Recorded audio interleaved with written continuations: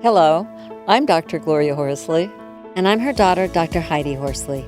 Heidi and I want to welcome you to Open to Hope Conversations, the podcast. We believe that the greatest gift you can give yourself after a loss is hope, using this moment to connect with others who have not only survived but thrived. So let's get started.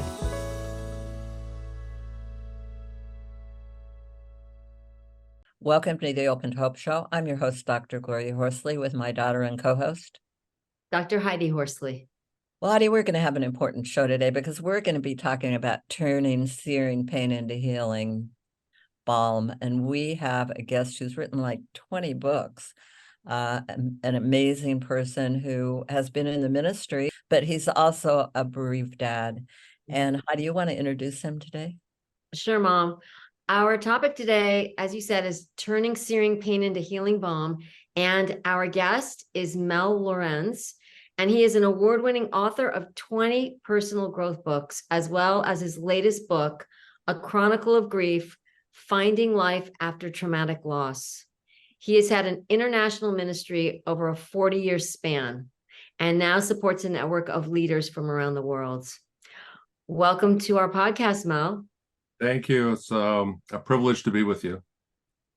Yeah, it's great to have you on today. Now, talk a little bit about the death of your daughter. I know people are going to be interested in hearing how you have dealt with that, particularly since you're in the ministry.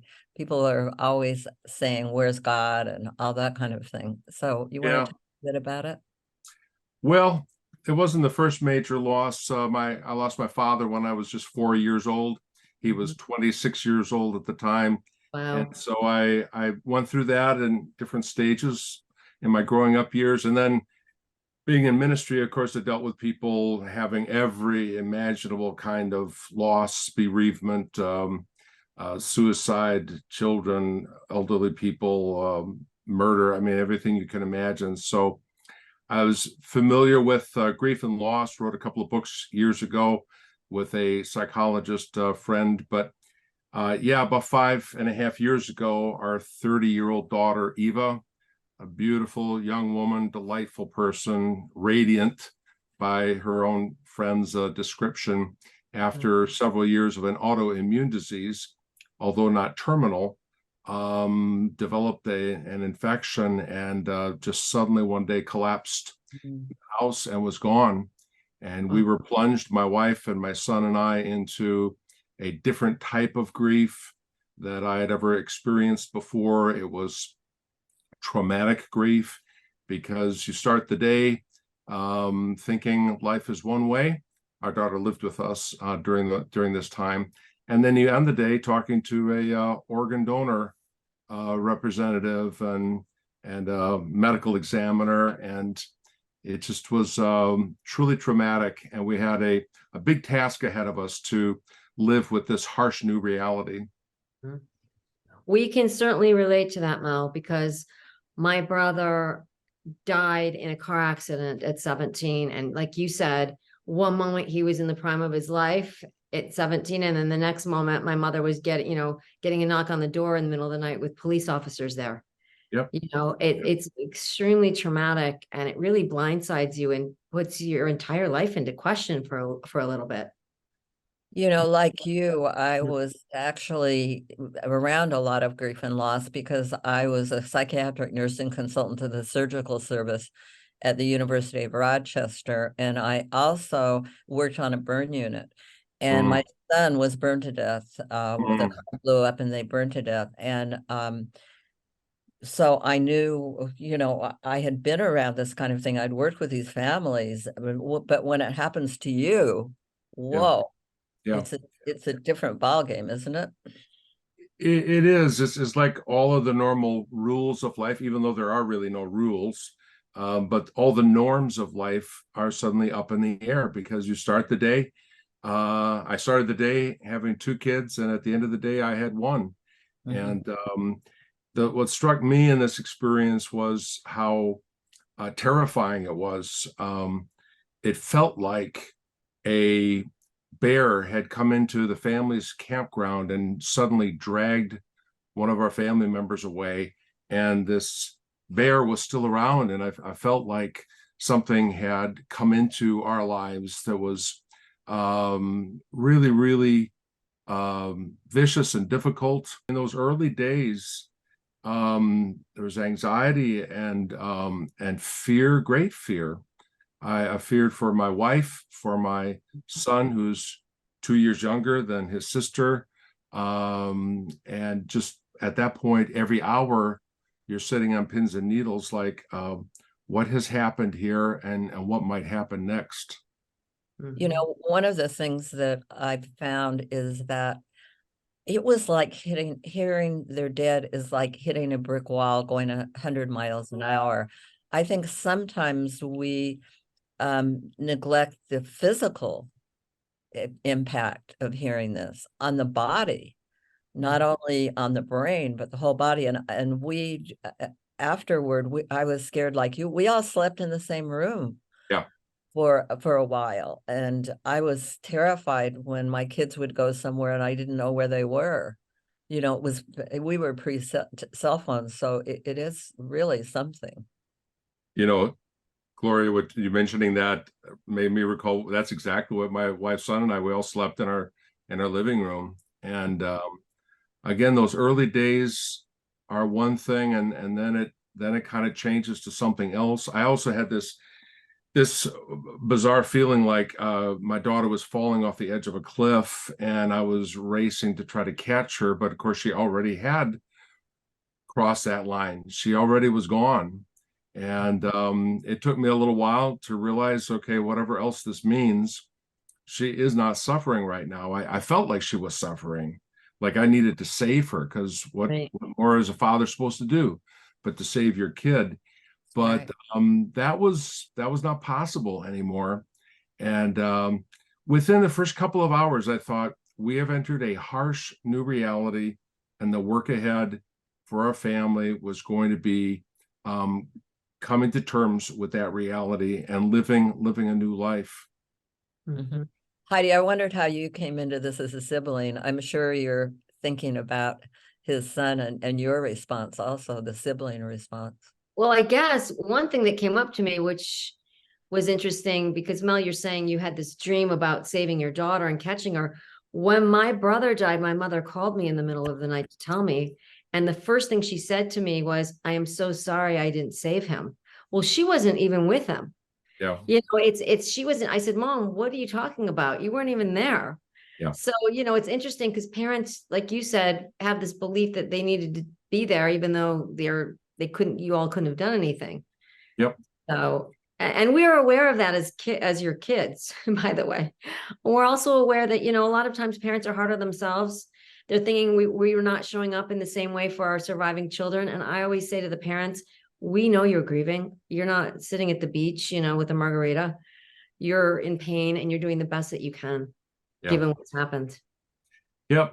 And as you experienced, you know, what you have to do is live with that reality. There's no skirting around it. I guess you could play some kind of mental games to pretend like it didn't happen. But, you know, in the weeks that followed, when I would have moments during the day when normal things were happening, and I would kind of forget for a few moments what had happened, it almost came at me more viciously, like all of a sudden somebody, you know, punched me up from the side. And so this may sound a little strange. I almost wanted to keep the reality of this in my peripheral vision so that I wouldn't slip in and out of kind of forgetting about it and then remembering it. And that's what I chose to do for weeks and months. And then it changes, you know, months down the road. But my book is really about that first year. What I chose to do was to write out my experience and post it on Facebook. I'm not a big Facebook user, but I wanted to get the burden off my shoulders. So I posted very, very honest reportings of what I was experiencing about once a month. And the response of people was very unexpected. Thank you. You're teaching us. I know you're a pastor, but thank you for being very, very honest about all this. And it was only a couple of years later that I decided to put it into a book form. But yeah, the reality, you have to face the reality, even though by facing the reality, you don't all of a sudden make it easier. You're just living with it. So Mel, I know that you have been a pastor for many, many years. I'm wondering, here you counseled all these people that had loss and were professionally, an expert in it. But then you had the personal experience. What were you surprised about? Did anything surprise you once you were living through it personally? Yeah. The little things that helped. Okay. Like when somebody would say, I have no words. Mm-hmm. I would tell them, you have said just about the most helpful thing you could have said to me.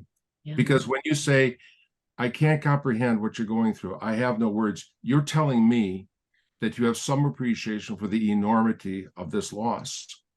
And then another thing that people would say, especially in the early weeks or months, is I'm thinking about you today. Mm-hmm. And that made me feel like somebody out there, a friend of mine, is choosing to take some of their mental energy and to hold me and my wife and my son in their minds. And as you know, going through grief is mostly about knowing that you're not alone. You're not alone in this experience. You're not alone in life. And so the surprise to me, and this is what I tell people all the time now, is when you've got a grieving friend, they're not looking for an answer to why. They're not even looking for you to make them feel better. And if you try to do that, you're probably going to fail. But what they really, really are looking to you for is to is to know that they're not alone. Yeah. And that's something anybody can do. Anybody can do. To tell your grieving friend, I'm thinking about you today. I can't imagine what you're going through.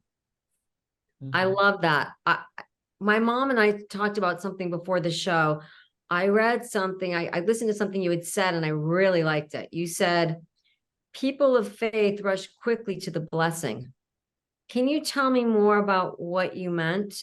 It's a complicated question. Yeah. Okay. Because sometimes in communities of faith, there's a sense that it's wrong for you to lament. It's wrong for you to be sad. And of course, the Bible never says that. It's wrong to give exactly the opposite. And so what I tell people is lament is no less an act of worship than praise. And so when we lament the loss of a loved one, in a way, it is an expression of thanksgiving, because you wouldn't lament if you didn't have a deep, deep sense of appreciation for the son or the daughter or the brother, sister, parent that you have lost. And so, again, I'm kind of on a mission to tell people, just deal in reality. It says in the book of Ecclesiastes in the Bible, it's good to go into a house of mourning. A sad face is good for the heart, which means that if you are indeed going through a time of great loss, it's better to just enter that period. You're living in a time of mourning, and a sad face is not a contradiction of faith. It can be the affirmation of it. I love that. It's the affirmation of it. That's a great explanation about that, because I do feel sometimes that people who can't deal with it, who are in your faith community, can sometimes say, well, they're with God now, or, it's going to be okay. It will be. And, and they don't want to see you go into that space. Well, that's true. And they also don't want to feel uncomfortable themselves. Yeah. I think the dirty little secret here is that we have a hard time entering into other people's grief because it's inconvenient for us sometimes. And so, yeah, what you're pointing out there, Gloria, is some of the things that just are not helpful. I mean, if somebody, and frankly, we had very few people that just tried to zoom in and make us feel better. And I was glad for that. They knew better than that. We didn't need platitudes. We needed presence. Mhm. We didn't need points of faith, which we had developed in our lives anyway. We just needed to know that we're not alone. And also, the people who knew that it was okay for them to talk about Eva. Some people would feel like, oh, if I talk about the daughter who's passed away, I'm inflicting pain, either in the early days or in the years to come. And as you know, it's exactly the opposite. The friends and others that talked about her let us know of anecdotes and how wonderful she was. Sure, they brought tears to our eyes, but that was a huge thing. And so one of the things I tell people is, when you've got a grieving friend, if you say to them, tell me about your mom, tell me about your brother, I'd like to know a little bit about them. That's something that people hardly ever do for each other. But boy, is it a blessing for a person in grief to know that it's not just that they, as the grieving person, are in the spotlight. The real matter of the day is that wonderful person who's no longer around. Absolutely. So tell us something about Eva. She was 30 years old, bright, intelligent, artistic. She was an honest person, kept me honest. I could never get away with any hypocrisy or anything. She wouldn't countenance that. Asked challenging questions, told me when I was dressing in a way that made me look dumpy. She wanted to write. She aspired to write, and she was just starting a career as an editor when she passed away. So she was exactly the kind of person that you think, this is the type of person that this world needs. Yeah. Honest and smart. And but she had 30 years, and that was her time. My father had 26 years, and that was his time. My mom died 14 months after Eva. Wow. At age 86, I think, and that was her time. And so we all have our time. And my wife said to me one day, think of this: when we were really grieving, would you wish we had never had Eva in the first place, or are we glad that we had her for 30 years, and even though we had to say goodbye then? Well, the answer is obvious. We're glad, privileged to have had her for 30 years, even though that goodbye was far too soon. Thank you for sharing Eva's story and your story and all the good you're doing in the world. Where can people get your book? And do you have any last comments that you'd like to make to someone who's grieving a recent loss? Well, I'd like to say I'm sorry that you're grieving. My heart goes out to you, whatever the circumstances are, and grief comes in all different forms. But I'd encourage you to reach out to people whom you trust. Know that things will change. The pain that you feel today is not going to stay exactly the same. It will change over time. It will get easier over time. But know the people in your life whom you can trust, who you can talk to, and things will get easier for you. Well, thank you for those thoughts. And where do people get your book? And do you have a website? And you've Probably got books, so they can get all sorts of wisdom. Yeah, probably Amazon is the easiest way. It's called The Chronicle of Grief: Finding Life After Traumatic Loss. By the way, the book has been quite a journey. The reactions I've gotten have been quite stunning. All different circumstances, but it is a chronicle. It's a real life story. And so I think that's why people are finding it helpful. Google my name, they'll find me all over the place. It's Mel Lawrenz, Lawrenz. Thank you, Mel. And thanks so much for being on the show today. It's a privilege. Thank you.